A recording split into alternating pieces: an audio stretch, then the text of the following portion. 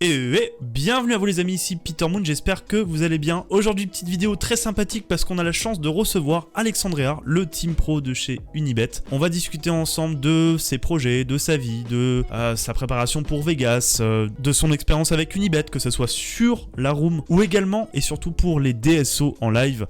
Parce que oui, c'est la reprise des lives et on est trop content parce qu'il y a plein de DSO à venir. On va en profiter pour replay un petit satellite qu'il a fait un dimanche sur Unibet pour tenter de gagner un ticket justement pour le prochain DSO. Donc on va replay tout ça, puis on va discuter, on va échanger, bref, la vie quoi. Allez, sans plus attendre, on va le retrouver. Bon visionnage à vous.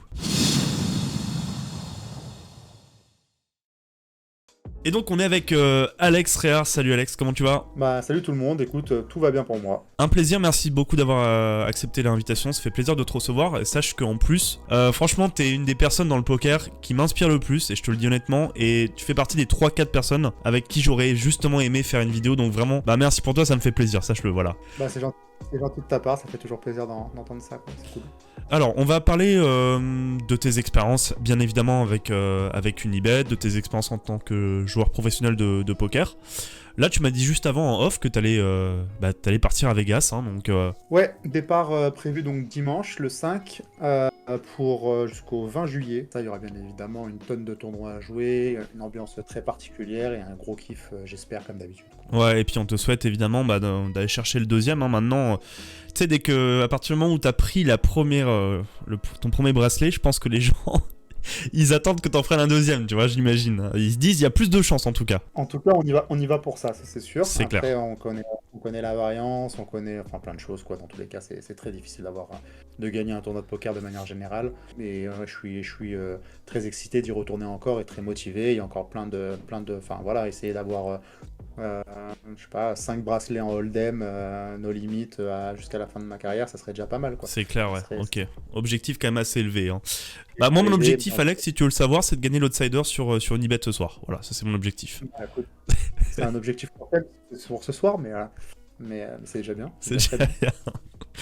En tout cas, en parlant d'Unibet, donc aujourd'hui, on va voir un petit peu un satellite que tu as joué. Donc pour un DSO, justement, parce que là, on parle de live, c'est la reprise du live. Alors, on parlait de Vegas, mais bien évidemment, il y a énormément de lives qui reviennent en France et partout en Europe. Et Unibet organise pas mal de lives, hein. J'imagine que tu en as joué beaucoup. Raconte-nous un petit peu, je sais pas, l'ambiance qu'il y a là-bas, parce que moi j'en ai encore jamais fait, donc j'ai envie de venir voir ce que ça donne, quoi. Franchement, bon, je l'ai toujours dit, mais moi, en fait, avant d'être sponsorisé par Unibet, j'en avais gagné 2, si je dis pas de bêtises. Et c'était des circuits qui me tenaient vraiment à cœur, toujours aujourd'hui, parce qu'à chaque fois que j'y vais, bon, déjà on retrouve je retrouve des personnes avec qui j'ai l'habitude de jouer, avec qui j'ai eu l'habitude de jouer, et c'est toujours sympa comme ambiance. La structure, elle est juste magnifique pour ce buy-in, parce que bon, c'est beau, mais en live, dès qu'on veut faire un main event, c'est le minimum, j'ai envie de dire. Donc c'est accessible pour le live, et la structure est vraiment super belle, quoi. Les garanties en général, bon, il n'y a pas de garantie, mais les wins et tout ce qui s'ensuit, sont très belles aussi. Et c'est vraiment un plaisir à chaque fois de jouer ce type de tournoi. En général, les organisations sont vraiment très pro. Enfin bon, voilà, je fais des éloges, mais pas parce que je suis sponsorisé, vraiment parce que je le pense, quoi. D'accord, ok. Bah écoute, moi je vais sans doute venir voir ça, un de ces quatre, donc au plaisir aussi de te rencontrer, et pourquoi pas se jouer un jour, ça serait marrant. Parce qu'on sait jouer sur Unibet, mais j'aimerais bien le jouer en vrai aussi. C'est sûr. Alors du coup, le circuit, selon mes informations, comme tu dis, avant, dès que ça a commencé, il paraît qu'il n'y avait pas de tournoi en dessous de 1000 euros dès qu'ils ont commencé ça, et c'est eux les premiers qui se sont dit on va faire un tournoi un peu moins cher, avec une vraie structure, comme tu dis, professionnelle, avec des niveaux de 50 minutes et tout.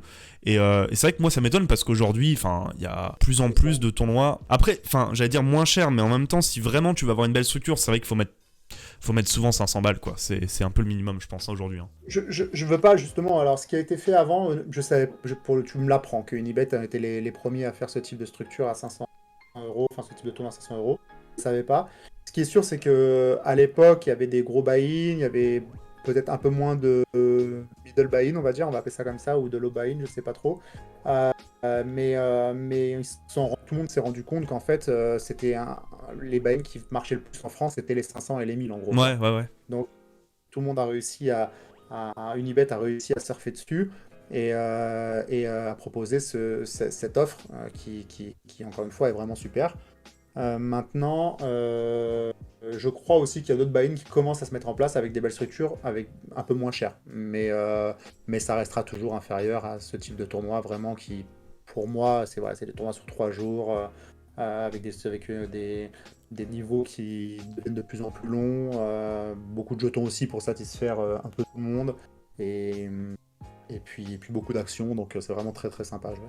Et là, notamment, il y a les DSO qui vont revenir. Le prochain, si je dis pas de bêtises, c'est à Aix-en-Provence, c'est ça? Aix-en-Provence en fin juin, début juillet. Voilà. Et voilà, donc un casino qui a été refait à l'intérieur, qui est vraiment super. Moi, j'ai eu l'occasion d'y aller avant, j'ai pas eu l'occasion d'y aller depuis, mais il paraît que c'est vraiment très très bien. Donc une étape, à mon avis, à pas louper, quoi. Ce qui est sûr, c'est qu'il y a Annecy qui va se faire du 27 octobre au 1er novembre. Et en fait, c'est la 100e étape organisée par le DSO et Unibet. Donc là, j'ai peut-être quand même bien envie de venir ici. Donc je vais, pourquoi pas aussi tenter mes satellites comme toi. En tout cas, on va voir tout de suite d'entrée de jeu un petit peu comment ça se passe, quel est le niveau des joueurs à table. Et puis je te propose de voir un petit peu des coups ensemble. Allez, ça marche. Donc tu joues sur le pseudo Team Pro AR. Alors on va voir donc ta première main jouée, un valet 10 de trèfle. Alors ça fait relance cut-off, flat bouton. Relance cut-off, flat bouton, donc on est très très deep. C'est des mains que j'ai bien envie de squeeze. Ouais, c'est ce que j'allais te dire, ouais. Parce qu'on a envie de faire grossir des pots avec ses mains jouables, et puis on peut commencer à faire fold des rois valet off aussi, des rois 10 off, des mains des top pairs qui vont un peu nous mettre en difficulté des fois quand on fait des top pairs aussi deep. Et puis on a une main avec une très bonne jouabilité qu'on va pouvoir barrel facilement, donc voilà, je squeeze ce type. Je pense que la majorité des joueurs font un petit peu l'erreur de just call ici. Alors, c'est pas une erreur, hein. Je pense qu'on peut call, mais je pense que as deep, comme tu dis, si t'as un edge post-flop, c'est mieux de faire grossir le pot avec ce type de main dans cette configuration. Donc le squeeze ne m'étonne pas. On a envie de mettre combien? Genre 12, 13? Ouais, ça me paraît pas mal. Ouais. Moi, je fais peut-être un peu moins parce que je sais plus ce que je fais, mais ce que j'ai fait exactement. Mais c'est sûr que 12-13, c'est très bien, quoi. Alors, on va voir le sizing. Tu joues sur quoi? Tu joues sur tablette, là, c'est ça? Alors là, ouais, j'ai joué sur tablette, c'était un peu plus... Enfin, c'était pas évident, ouais, je fais un peu moins, ça m'étonne pas. Mais ouais, je joue sur tablette, ouais. Au niveau des sizing, c'est un peu plus compliqué, quand même. Alors, le flop, ça va? Tu t'en sors bien? Ouais, là, on a un magnifique flop, mais voilà, faut savoir que de manière générale, sur les pots 3 bêtes, ça va être des sizing vraiment small, on va dire, en c-bet. Ouais, ça c'est sûr, ouais. Parce qu'on va avoir déjà un risk reward qui va être très bon, avec des mains ils ont des mains qui vont être très souvent suitées quand ils vont call. Et du coup, soit ils ont hit, soit ils ont pas hit, et ils vont fold. Donc là, voilà, on a... Pour être équilibré, on met des petits sizes, ouais. Ok. Alors là, on prend... Là, c'est un best-of de tes mains, évidemment, on prend pas toutes les mains. C'est pour ça qu'à chaque fois qu'il y a l'action... Donc là, t'as valet 10 off. Tu décides de l'open au... hijack, et donc avec bouton absent. Ça va être quoi? Ça va être un peu ton bottom ici, ou tu peux... Ouais, ça va être ton bottom, je pense. Ouais, ces profondeurs-là, je pense, ouais, si je peux abuser. Bah là, il n'y a pas de bouton, donc on peut open aussi 9 et 10 off, quoi. Mais ces profondeurs-là, c'est bien avoir des mains assez solides quand même. Et du coup, ouais, valet 10, c'est bien. Donc là, un flop baby flop qui... Peut-être avantage un peu la range de défense de bébé. Décide de c-bet, il call rapidement. Du coup, ouais, le sizing est important dans ces spots-là. Si jamais on a envie de bet, on a quand même envie d'avoir un sizing cher de manière... Ouais. En plus, on va pas rentrer après trop dans les détails, mais voilà, donc un sizing plutôt cher quand ça avantage la range, soit on check, soit on bet. J'aurai d'autres mains à check, là j'ai valet high avec des backdoors quand même, des backdoors straight un peu, donc j'ai envie de prendre cette main là pour commencer à bet assez cher. Ça marche. Et tu décides donc de pas give up visiblement?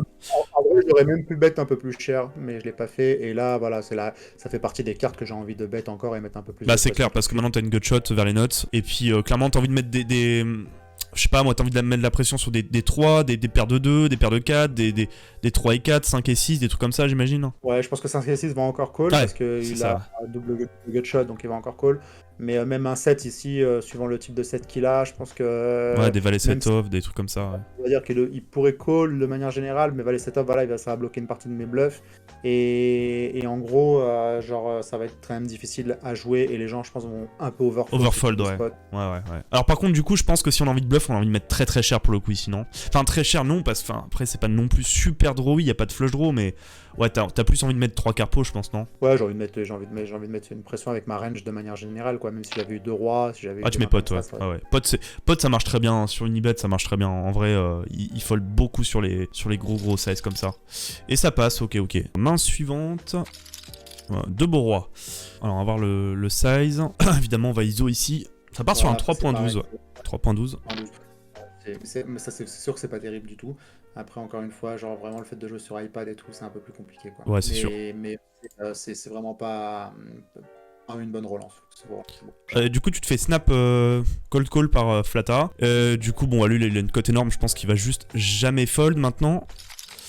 Ouais, il call. Après, il peut avoir quelques intérêts si genre il a une range de limp, justement, d'avoir quelques limp raise, tu vois, dans ce spot, Ouais, justement. ouais. En plus, avec un peu d'argent mort et tout, c'est intelligent de sa part de l'avoir s'il pense que je vais beaucoup profiter de ce spot.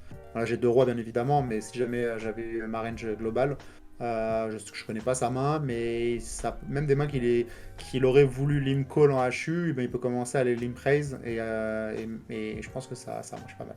Ouais, c'est vrai. Et du coup, là, on vient flop assez anecdotique, dame, dame 2. Enfin, anecdotique, oui et non, parce qu'il y a quand même quelques dames dans leur range, mais tu bloques, bon, déjà dame roi. As-dame, ils ont rarement, on est d'accord? Alors As-Dame, ils ont rarement, ouais, je sais pas à quelle fréquence SB 3 bet As-Dame dans ce spot. Il est censé le faire beaucoup, mais je sais pas à quelle fréquence il le ferait. Ouais.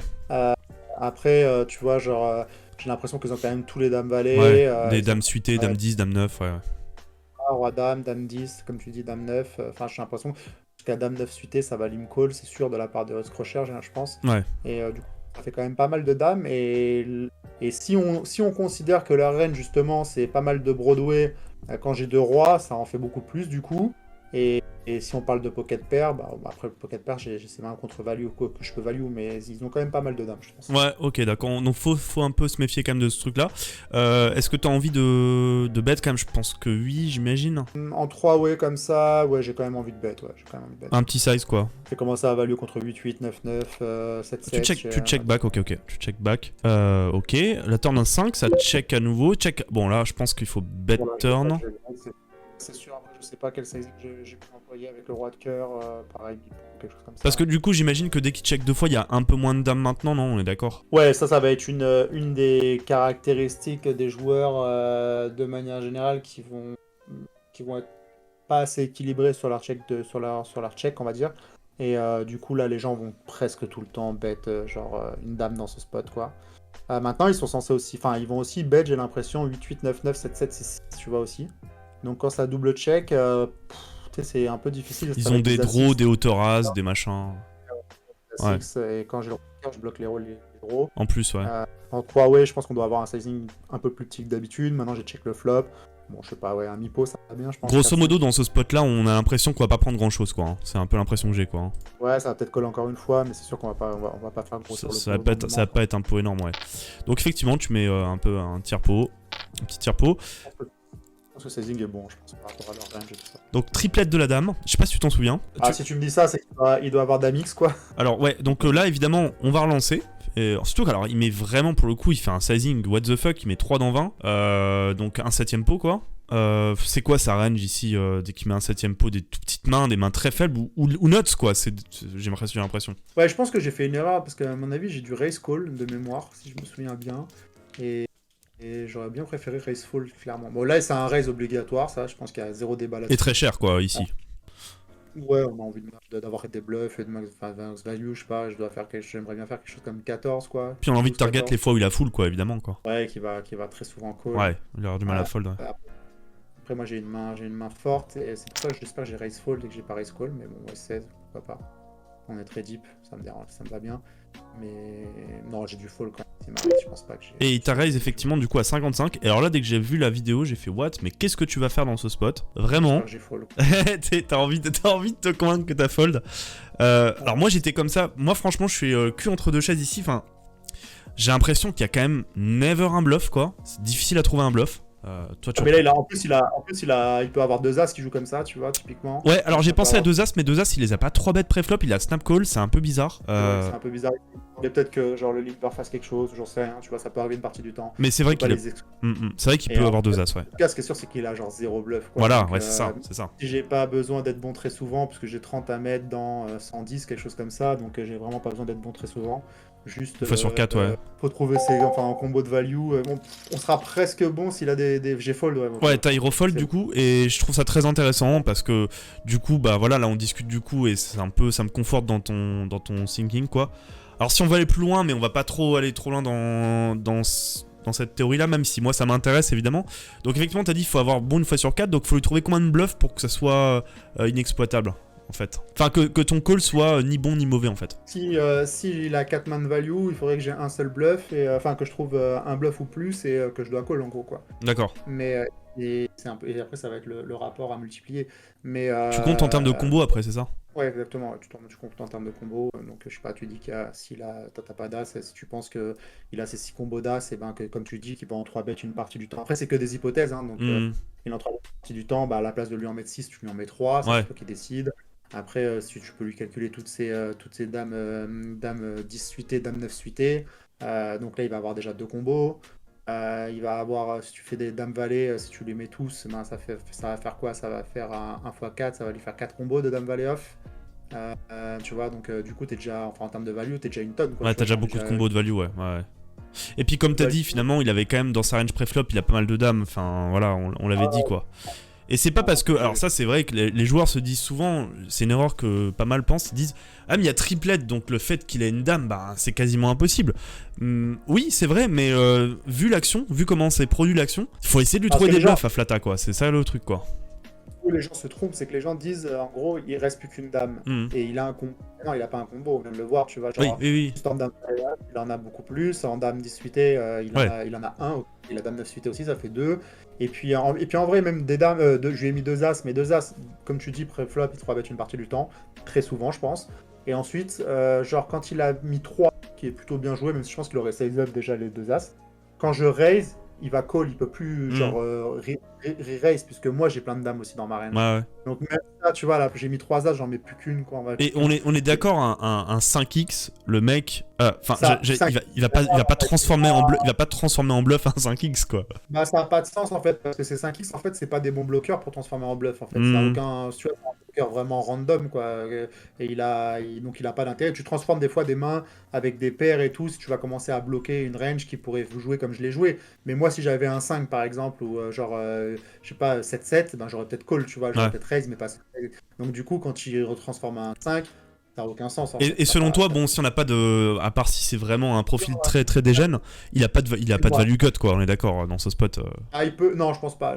Je pense que voilà, des fois il a 2 as et des fois j'ai une dame, il peut se value cut, ça va être très rare mais c'est tout. Ouais. Mais là en gros, je sais pas, il vaut mieux à sa place qu'il ait une main comme roi 10 par exemple à transformer en bluff qu'un 5x. Tu vois, ouais, je suis d'accord avec ça, ouais. Ok. Bah en tout cas, main très intéressante pour le coup.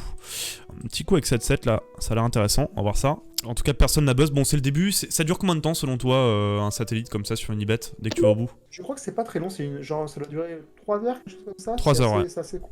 Mais je suis même pas sûr que ça dure aussi longtemps et c'est très bien, je trouve. Bon, ça c'est cool le fait en 3 heures de pouvoir prendre ton ticket pour un prochain live, c'est vachement intéressant. Et puis, bah, mine de rien, bon, c'est que, entre guillemets, que 50 € et on peut se permettre de se dire, allez, on le fait 4 fois dans le mois. Il y a bien une fois où ça va passer, alors. Ça peut être intéressant de le voir comme ça. Alors en tout cas, paire de 7, donc t'as de nouveau ce joueur là, avec les emotes, que tu ISO. Flop intéressant, qui te donne une gutshot et une paire déjà servie. Et tu décides de check back, ouais. Je pense que ça fait partie des mains qu'on a envie de check. C'est une des meilleures mains à check back, ouais. Ok, il décide de lead la turn sur un 4, bizarre, il met mi-pot.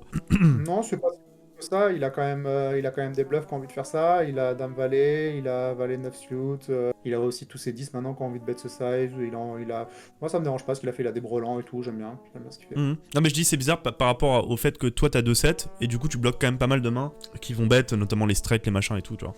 Mais bon, il a pas que ça, il a des 10 comme tu dis. Voilà, il a des deux paires 10 suit, il a des brelans, il a même des top pairs qui jouent comme ça. C'est clair. Donc là on fait quoi? On fold pas, on call, hein, jamais fold et que je vais pas transformer en bluff parce que je vais genre jamais faire fold de mieux. Bien sûr, Si tu es très vite et que tu es un peu chaud, bah tu pourrais, tu vois, tu commençais à raise et commencer à, mettre je la sais pression pas, sur un raise 10, ouais. et essayer de genre faire 2 fois le pot ou j'en sais rien, river, et puis commencer à faire fold des 10x par exemple, Hmm. typiquement. À ces profondeurs-là, Là, ça t'es a pas assez vraiment, profond, ouais. Ouais. Donc, ça a compté. on Juste call, call, on a dit. et c'est très juste ce que tu dis, c'est très important ça pour les gens qui commencent dans le poker et tout, c'est un des points les plus importants pour moi, selon moi, c'est de dire justement, dès que tu bêtes, qu'est-ce que ça accomplit? Bah là, en fait, tu feras pas fold mieux et tu feras pas call moins bien, en fait. Donc ça, c'est super important à préciser, quoi. De temps en temps, tu feras fold quelques 8x qui ont décidé de bet, tu vois, même s'il est censé en check beaucoup, mais voilà, ça va être à peu près tout. Ouais. Bon, on voit quand même que c'est un joueur un peu, un peu fantasque, parce qu'il décide de te mettre sur le 5, qui, je pense, quand même, bah, est pas une carte anecdotique du tout, quoi, pour le coup. Et il décide de mettre une blinde dans 17. Bon, voilà, de toute façon, t'as une super main, je vois pas trop ce qui te bat dans ce spot, hein, concrètement.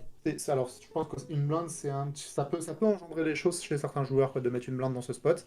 Euh, Moi, je suis pas censé avoir trop de 7 quand même, j'ai isolé pré-flop, etc. Donc j'ai quand même pas beaucoup de straight. Et lui, il pourrait genre décider de bet ce size pour que je me level à raise. Ouais, en Et tu vois, bluff, ouais.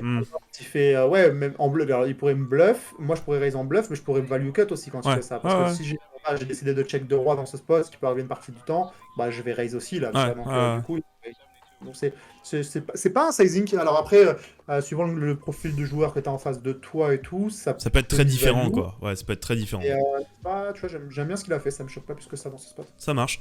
Et après, je sais qu'il y a vraiment des top rec qui utilisent cette arme-là. Et moi, je me suis déjà empalé. Hein. Clairement, dans ce genre de spot, je me suis déjà empalé en bluff. À utiliser de temps en temps, why not? Ça peut être une stratégie intéressante, comme tu dis. Donc là, voilà, on va raise, évidemment. T'as envie de mettre combien? T'as envie de mettre proche de pot, je pense. Ouais, peut-être pas autant quand même, j'ai envie de faire quelque 15, chose comme. 14, Ouais, ouais, pas 10. aussi cher, ouais, 10, j'allais dire 9-10, j'allais dire. Ok, ça marche. Et il snap call avec le 10, ouais, ok. Ouais. Du coup, il faisait quoi? Il a fait ça, tu penses, pour... Il était sûr de lui, pour le coup? Je pense, ouais, je pense avec ce size-là, il pense m'induire à Ouais, faire c'est une ça, ouais. erreur.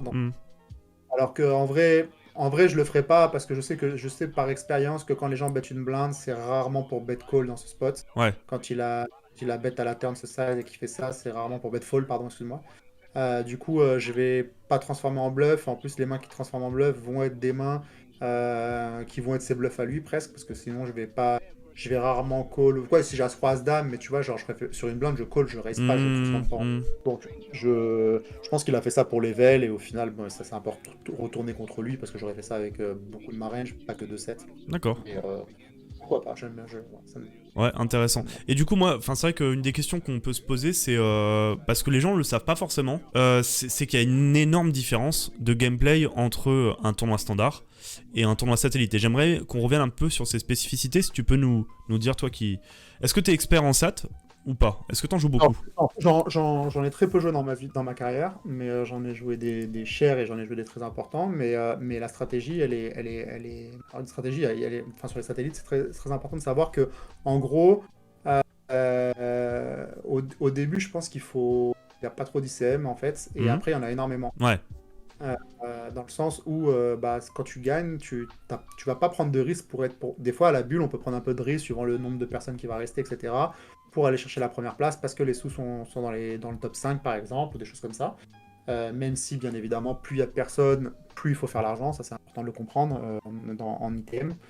Moins il y a d'argent, plus on peut prendre de risques à la bulle. Parce que moins il y a de monde, pardon, plus on peut prendre de risques à la bulle parce qu'on est plus proche de la première place. Donc, je sais pas si c'est très clair. Et en satellite, du coup, c'est important d'avoir une stratégie quand on se rapproche des places payées, donc du ticket, d'être agressif et pas de subir les actions. C'est-à-dire que beaucoup moins place, il faut beaucoup moins défendre ses bébés. Voilà, on doit être vraiment dans une stratégie Donc c'est important quand on est de bébé ou quand on est, en position ou quoi, de beaucoup plus jouer de manière agressive, de beaucoup plus 3 bêtes, de beaucoup plus squeeze, de beaucoup plus faire tapis.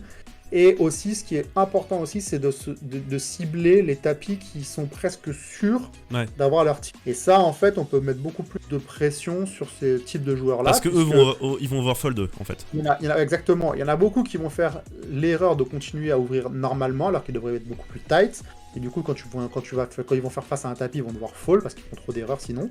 Et toi, quand tu vas faire tapis, des fois, en fait, en satellite, tu peux t'arriver dans certains spots de show vraiment beaucoup plus light que Qu'est-ce que tu devrais, les ouais. tableaux. Mmh. Parce que juste le mec qui est en blind ne va genre jamais call en fait. C'est quoi, clair. tu vois. Bah, c'est vrai que même dans les satellites, tu vois, il y a certaines conditions où des fois tu dois fold 2 as. En fait, dès que tu es sûr et certain à 100% d'avoir le ticket, est-ce qu'il y a des situations, des caractéristiques où tu es sûr à 100% d'avoir le ticket ou c'est pas possible le 100%? Bah, le 100%, genre 100%, N'existe pas, 100%, ça n'arrivera jamais. Mais tu peux te rapprocher des 99 largement. Voilà, ouais. Et en fait, quand tu vas jouer avec 2 as pré-flop, en 80%. moyenne, tu vas avoir un peu plus parce que tu vas jouer contre des as 3 as dame, donc tu vas avoir quelque chose comme peut-être 83, 84, 85% de chance de manière générale, en globalité. Et genre du coup... Parce que les ranges sont plus tight, c'est pour ça que tu remets des as 3 as dame, ouais. Non, c'est pas ça, c'est que quand tu vas call 2 as et que tu vas faire face à as 3 as dame, donc tu vas avoir, ils auront que 10% du coup. En Oui, gros, bien quoi. sûr, ouais. Si tu fais la règle globale des mains qui vont chauve, où il y aura des paires, il y aura des je sais pas, des rois dames suités, etc. Ouais, globalement, t'es à plus de 80%, ouais. Je pense, quelque chose comme ça. Et du coup, bah voilà, si on est sûr de l'avoir à plus que ce pourcentage-là, C'est ça, faut fold. on doit C'est ça. fold 2 as, quoi. C'est ça en fait, c'est exactement ça. Si on a plus de probabilité d'avoir le ticket en foldant que nos 80 et quelques pourcents d'équité, ben évidemment c'est logique, faut trouver un fold quoi. C'est pour ça qu'on voit des gros folds aussi dans les satellites. Et puis t'as des mecs aussi, généralement, dès qu'ils sont sûrs de l'avoir, ils se mettent aussi absents, hein. Ça arrive souvent ça aussi. Ils se mettent en sit-out et puis ils attendent quoi, hein, que ça buste gentiment quoi. Pour pas faire d'erreur aussi je pense. Tout à fait, c'est une stratégie comme une autre, tout à fait. Donc là on voit, ça passe un petit peu, bon on est encore au début du tournoi hein, clairement. On voit un petit valet 9 suité. Sur les stats, justement, il y a aussi quelque chose qu'il faut faire attention, de ne pas jouer des stats quand le héroïque du tournoi que vous allez faire est beaucoup trop faible par rapport à vous. C'est-à-dire que si vous faites un satellite pour un tournoi qui derrière que vous allez jouer et qui va soit impacter un peu trop votre bankroll, si mentalement vous êtes prêt à l'assumer, ça, c'est pas un souci, mais où ça peut arriver aussi de faire des satellites pour des tournois où vous n'avez pas le niveau. Et là, en gros, ça veut dire que le buy-in de votre satellite par rapport à votre bankroll, il sera déjà important par rapport au risque que vous allez avoir derrière. Parce que quand vous avez le satellite, vous avez la chance de pouvoir jouer ce tournoi-là. Mais derrière, si vous ne gagnez pas d'argent sur le tournoi, bah, c'est juste de l'argent perdu dès le début au niveau du stat. Donc il faut déjà se qualifier sur un stat, ce qui n'est pas évident tout le temps, surtout avec les structures des stats, le ROI diminue un petit peu. Tu dirais que c'est combien en général, genre, en gros, un ticket à 50 €, attends, c'est quoi, les satellites, c'est un 50 ou un 100 dès que tu mets 10 €? Il y a tout quoi. Ouais, j'ai jamais réellement raisonné comme ça. Moi, je pense qu'en fait, tu peux même faire un satellite genre en bankroll si ton niveau est très bon, tu vois. Mais il faut en avoir. Si t'es à l'aise derrière, c'est pas grave, ça te fait passer des caps. Tu peux prendre de temps en temps, faire des shots, c'est pas un souci. Là, ce que je voulais justement dire, c'est qu'après, si vous faites ce type de tournoi-là, vous allez arriver sur un tournoi live. Donc là, c'est encore différent parce qu'il y a tout l'aspect kiff qui rentre en considération et on joue aussi au poker, surtout pour le kiff. Donc l'aspect live qui vous permet d'y aller et tout, de kiffer, de faire un bon week-end, de rencontrer du monde, etc., d'avoir une expérience supplémentaire et tout, donc ça c'est quand même génial. Et en plus de ça, avec un niveau qui va être quand même genre relativement correct, quoi. Donc vous allez pouvoir vous amuser, vous allez quand même vous sortir à l'aise, et donc là ça vaut vraiment le coup de faire ces stats. Mais il faut faire attention de pas genre abuser sur votre... Faites un bankroll management. Pas trop compter là-dessus non plus, ouais. Trop de stats, quoi. Je pense que c'est un peu une erreur de manière générale. Et tu dirais que, en gros, il faut combien de buy-in sur le SAT pour avoir un ticket en moyenne, selon toi, si t'es vraiment bon en SAT? J'en ai aucune idée. Je sais pas quoi. Parce que le ROI va dépendre aussi, encore une fois, de ton niveau, ça va dépendre de la structure aussi. Si plus la structure, si tu fais un satellite hyper, par exemple, et ben ton ROI va clairement diminuer. Ouais. Donc je sais pas, je saurais pas répondre à et puis les satellites en général c'est pas une structure aussi belle que comme tu l'as dit, comme les vrais tournois, donc des fois ça peut être turbo quoi, ça peut être très turbo même des fois. Si jamais je fais un satellite à 100 € et que je joue un tournoi à 100 €, mon ROI sera inférieur sur le satellite largement. Bien sûr, ouais. Et ok, bon là, spoil, tu l'as pas pris le ticket hein, sur ce tournoi. Alors on va regarder cette dernière main, tu vas te défendre probablement Valet 9 suit, à moins que tu aies envie de la 3 bet, je sais pas. Non, t'as plus envie ça, je vais plus la défendre, celle-là, c'est profondeur à 50 pips comme ça, je pense que contre early, je vais quand même... Ouais, surtout contre LoJack, ouais. Donc on défend gentiment, une des meilleures mains à défendre. On a une bonne... on va réaliser notre équité facilement. Tu touches un 9.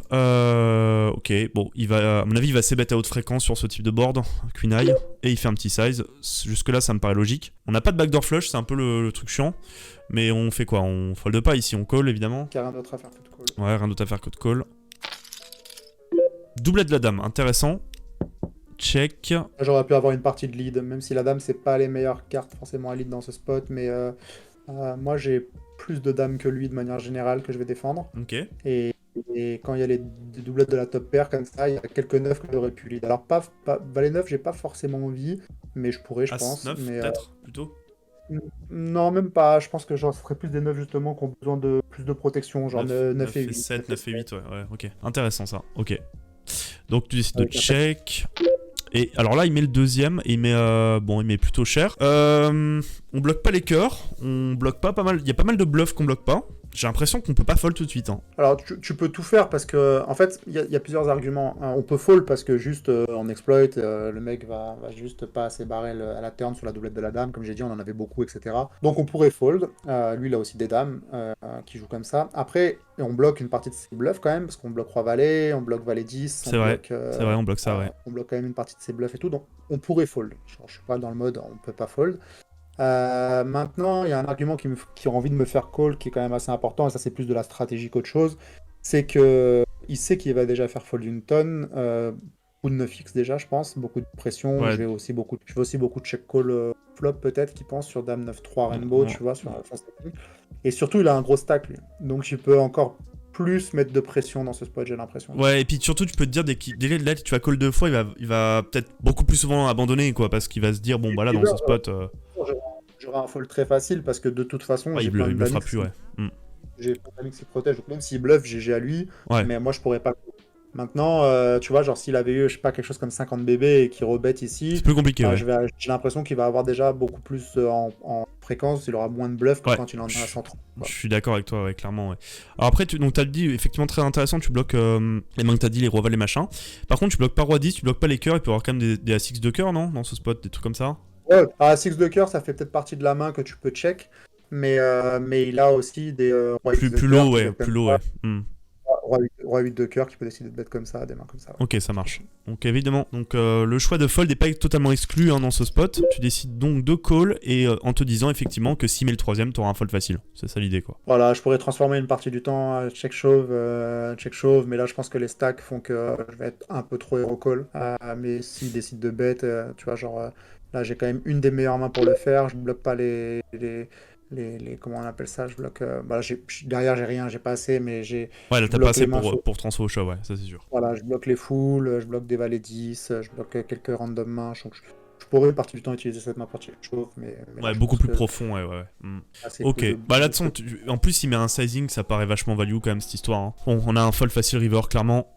Et je pense qu'on va s'arrêter sur cette main-là. On va juste voir ton busto. Ouais, c'est Dame Valet, ça je m'en souviens. Alors, tu limp parce qu'il y a la grosse blinde qui est absente, comme on peut voir ici. Et tu décides de limper Dame Valet off. Alors, ça peut être un argument pour, un argument contre. L'argument pour rire, c'est que je fold justement la bébé absente. Et je suis très content de faire fold la bébé absente et de ne pas laisser réaliser l'équité, même à SB ou quoi que ce soit.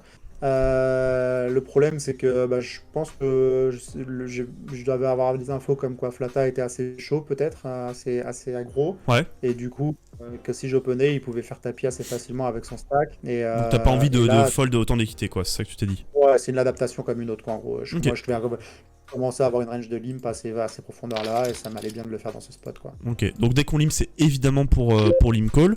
Alors, ça va dépendre du sizing, hein. Puis il y a des mains, en fait, l'intérêt de limp, ça te permet de jouer beaucoup plus de mains, ouais. Okay, mais du coup, si tu vas commencer à jouer beaucoup plus de mains, ça veut dire que tu peux... Bon, là, c'est du satellite, c'est un peu différent, mais en stratégie pure, tu vas pouvoir commencer à limp des mains où tu vas encore avoir des limp fold. Ouais. Dire, on limp, tu peux pas être déjà sur le bouton mais call, je veux dire, quoi. cette main en question, particulièrement valet dame off, ici, on va souvent call. Sauf si tu fais un sizing de mutant, mais là, sur un sizing standard, on va souvent call, je pense. C'est ça que je voulais dire, quoi. Intéressant de voir son sizing, justement, je pense qu'il peut apporter beaucoup de choses, parce que soit il a la stratégie parce qu'il a pas fait cher, il a fait 3, bon après on met leur position, donc même si c'est vrai que comment dire, on n'est pas très deep, 3 c'est quand même pas beaucoup. Soit il a une main très forte, et du coup il a envie de, tu vois, genre de roi, de as, des mains comme ça, soit il essaye juste de prendre le lead et il se dit que si je call, bah, il prend un peu la température et puis il peut un peu plus m'exploiter post-flop, quoi. Exactement, ouais. Donc là, avec cette main en question, bon bah, je pense pas qu'on a vraiment envie de fold ici. Non. On a envie de voir une turn, on call, et la turn, bon bah évidemment là j'ai l'impression que on a un peu les deux pieds dedans maintenant, t'as un SPR, hein, t'as un pot size bet, ça va être compliqué de s'en sortir s'il fait quelque chose, si deux barrels, deux barrels assez chers en plus, comment t'interprètes ça? Parce que là, de toute façon, bah, comme tu as dit, on lignait, et puis il a encore des mains que je bats, quoi. Il a As-Roi, il peut avoir As-10, c'est à peu près tout par contre, mais ça suffit. Et puis moi, je bloque quand même As-Dame, je bloque As-Valet. Ouais. Il peut même avoir comme As-9. Enfin, tu vois, genre, c'est sûr qu'on fold plus à ces profondeurs-là dans ces. Dès que t'as trouvé cette Dans turn là particulièrement en plus, enfin je veux dire, y a pas de flush possible et tout, donc bon... On peut lui rajouter même des mains, je sais pas, comme s'il a une main comme 9 et 18 pré-flop qu'il a décidé d'utiliser avec ce sizing, ça peut être aussi intéressant. Donc all-in, ouais, parce que bon, de toute façon on n'a pas, enfin on met tout quoi. Et malheureusement il y avait double paire au flop et pas de miracle, ça bust là-dessus. Bon, c'est un satellite comme t'en feras d'autres dans ta vie évidemment, mais c'était intéressant de vous le montrer que c'est possible d'avoir des satellites à 50 € les dimanches pour pouvoir se qualifier sur les DSO où évidemment vous retrouverez Alex, Arnaud et peut-être moi si je me chauffe aussi à y aller. Et c'est vraiment intéressant et vous pouvez vraiment vous qualifier pour 1€, il y a vraiment des satellites pour 1€, donc vous mettez 1€, vous tentez d'avoir le ticket à 50, et vous tentez de faire votre kiff et de venir sur place faire un beau DSO. Qu'est-ce que tu as envie de rajouter par rapport à tout ça, mon cher Alex? Ah non, ouais, je pense que c'est vraiment une très bonne transition et parce que le live ça peut coûter cher au niveau des frais et tout, donc si vous avez déjà le buy-in de payer à ce moment-là, enfin c'est quand même génial quoi. Et ça enlève une pression financière, ça rajoute un peu plus de kiff. Petite dernière question comme ça peut intéresser pas mal de gens. Comment tu travailles, alors même si c'est un aspect et une question certainement qui revient souvent et j'en suis désolé, mais comment tu travailles ton jeu? Alors comment je travaille mon jeu? Déjà, je travaille mon jeu avec tous les à côté aussi. Donc c'est-à-dire que c'est quoi les à côté? C'est je fais une préparation mentale, je fais une préparation sportive. Donc déjà ça fait partie aussi de la préparation de mon jeu. Après j'ai des groupes de travail. J'ai un groupe de travail en ce moment. J'échange avec d'autres joueurs parce qu'il y a le groupe de travail. Après il y a les échanges qu'on va faire quotidiennement. Mais moi je trouve que le niveau il progresse de ouf, hein. C'est assez, Ah, assez violent, hein. C'est clair et net, quoi. C'est clair et net qu'aujourd'hui, si on travaille pas un minimum et qu'on essaye de pas avoir une certaine logique, les gens nous attendent pas, hein, c'est clair. Et de Hein. plus en plus jeunes en plus, hein, des jeunes prodiges, hein, des mecs de 18, 19, 20 ans qui sont déjà très très bons, hein. Mais en tout cas toi enfin voilà, avec ton niveau tu continues à bosser, on est d'accord. Tu t'arrêtes pas. Ah ouais, ouais, bien sûr, bien sûr. Non, non, je pense que si je m'arrêtais, je serais vite dépassé. Comme tu le dis, ça va très vite.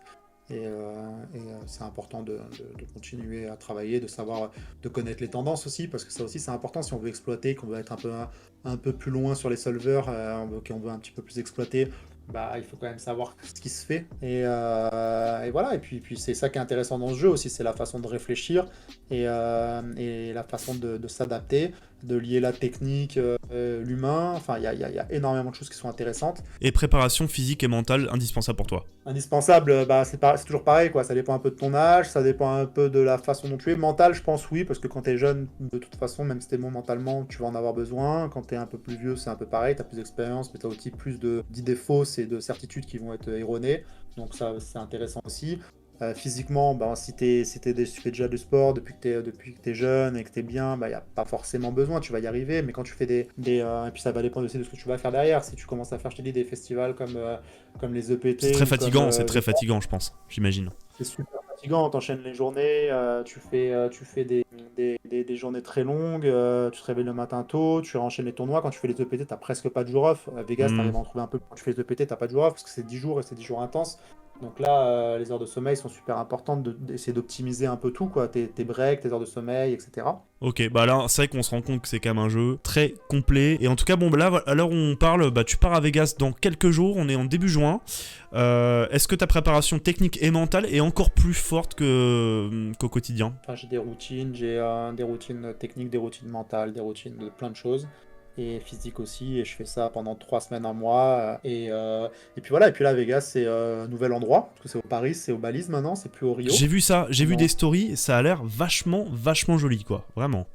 Ouais, ça a l'air très sympa. Ils ont une nouvelle jetonnerie, ils ont des salles qui ont l'air gigantesques. Puis bah, je pense que je vais essayer, genre, j'aimerais bien mettre en place un truc un peu, si les gens sont chauds, mais tu vois, faire un petit Facebook Live tous les 10 jours, quelque Ah chose comme ouais, ça. bah je pense que ça intéressera. Bah moi je serai là et puis clairement ça peut intéresser plein de gens, c'est sûr. Moi, je vais faire un peu plus de story, je pense aussi, discuter un petit peu. Et puis les Facebook Live, bah, ça va être un peu avec l'actualité des joueurs, quoi. Bah bonne chance pour ça, nous on se retrouvera sans doute sur un petit DSO, avec plaisir, avec Unibet, hein. Pourquoi pas justement on parlait d'Annecy, ça peut être sympa. Carrément. Voilà, je te souhaite le meilleur, merci beaucoup d'avoir encore répondu à ces questions, c'était très sympa de ta part. Et puis, Avec plaisir. eh ben, je te dis à très bientôt. Ça marche, allez, ciao. Salut Alex, ciao. Tout le monde.